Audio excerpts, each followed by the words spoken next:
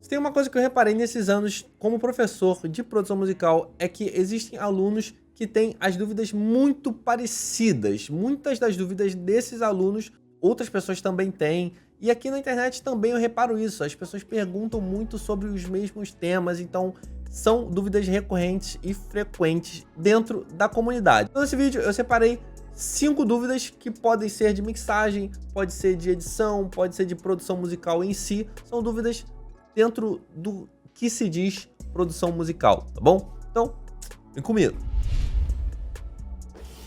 É o King!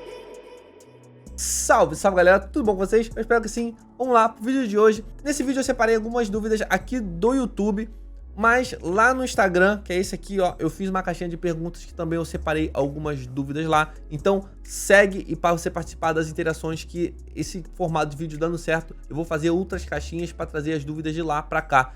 A interação lá é mais interessante, é mais fácil da comunicação lá do que aqui, tá bom? Então segue lá e vambora, vamos começar a responder essas perguntas. Mas antes, você que vai de casa, sabe o conteúdo é de qualidade, já dá um like nesse vídeo aí, isso me ajuda demais. Você não sabe o quanto que vocês me ajudam com um like, comentando aí, então dá essa força. Se você é novo, caiu aqui de paraquedas, se inscreva para não perder os próximos vídeos. Sempre vídeos semanais com altíssima qualidade para vocês, tá bom? Então, vamos responder essas perguntas. E galera, o primeiro comentário foi num vídeo sobre direitos autorais, tá?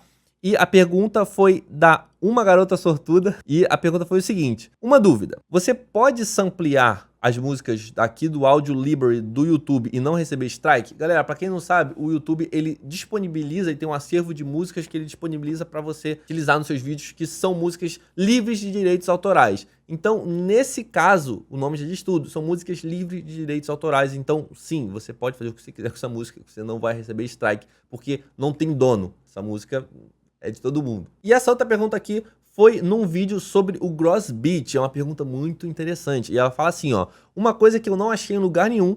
Alguém sabe se tem como fazer o Gross Beat soar em mais de um compasso? Porque eu queria fazer efeitos, mas sem repetir muito, e ele sempre repete o efeito todo o compasso e fica bem limitado. Alguém sabe como fazer? Então, meu mano João Vitor Santos, não. O Gross Beat ele tem essa limitação, né, que ele aplica os parâmetros dele dentro de um compasso, né, dentro de 4 tempos. Então, por exemplo, nesse caso aqui a gente tem, ó, 1, 2, 3, 4, 1, 2, 3, 4. Então ele vai ficar aplicando o que for que a gente coloca, que ele vai aplicar nisso. Vamos botar um exemplo aqui, se a gente colocar pela metade, você vai ficar tipo 1, 2, 3, 4, 1, 2, 3, 4, 1, 2, 3. Ele tem essa limitação, sim, como você falou, mas tem uma forma de burlar isso. Não tem uma forma de configurar isso aqui, mas tem como a gente burlar isso com o BPM, tanto do sample quanto do projeto, né? Por exemplo, nesse caso aqui, o projeto está em 110 e o BPM do sample está em 110 também. Se eu colocar, por exemplo, meu projeto na metade disso, 55, o meu sample ele vai continuar com a mesma duração, ó. A diferença é que o projeto ele vai entender de uma forma diferente esse sample, né? O que antigamente esse sample ele se resolvia em 4 compassos, agora ele está se resolvendo em 2. Então, isso vai influenciar diretamente como o Gross Beat funciona. Ele vai aplicar em 2 compassos. 1, 2, 3, 4. Então você pode utilizar isso a seu favor, depois você renderiza, exporta de novo, ou você pode utilizar o próprio Edson para regravar. Enfim, são várias formas, mas você tem que trabalhar com isso, com o... Se você quiser que o time dure mais tempo, né, você vai tirando metade. Se você quisesse que ele demorasse 4 compassos, você ia tirar metade de 55 e assim você vai fazendo. Ou se você quiser que ele funcione mais rápido, você ia dobrar esse tempo. É assim que funciona, uma forma de burlar aí. Eu utilizo bastante isso aqui. E a próxima pergunta foi num vídeo de roteamento de canais e foi do @sm.jm, esse nome aí. E a pergunta é a seguinte: em quais situações essa mandada precisa ser em pré ou pós-fader?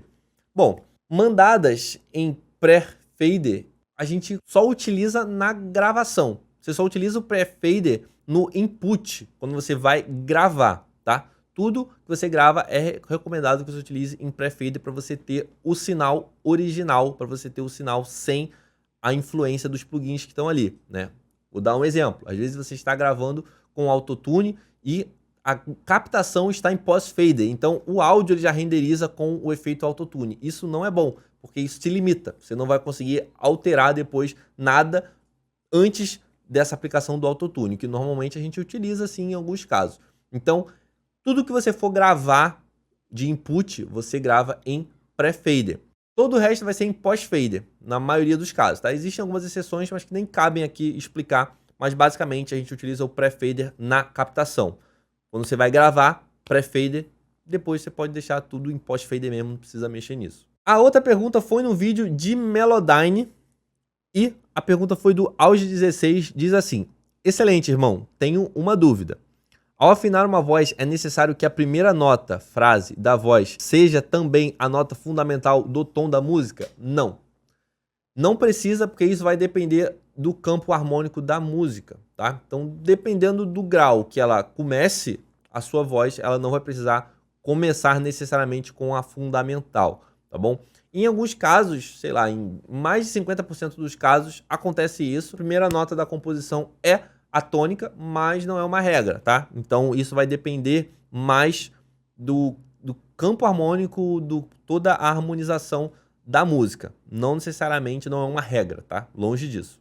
E mais uma pergunta aqui, essa foi num vídeo de masterização, tá? E foi uma pergunta bem legal, mas é bem simples de responder também, tá? Chacal Beats falou assim: cara, me tira uma dúvida, por favor. Claro, tô aqui pra isso. Na hora da mix, eu deixo o instrumento, por exemplo, 808 perto do 0 dB, mas deixo os outros mais baixos, de modo que o meu headroom bate menos 6 dB no canal master. Na hora de dar ganho na masterização, não tem risco do meu 808 ficar distorcido quando eu der ganho, porque na teoria ele estaria passando do 0 dB com o ganho, ou não, ou tô viajando. Então, meu mano Chacal, isso não tem como acontecer, porque olha as informações que você me deu. Você colocou um instrumento, nesse caso, o 808, próximo do 0 dB. Vamos dizer ali menos 1, tá? Menos 1 dB, bem próximo do zero.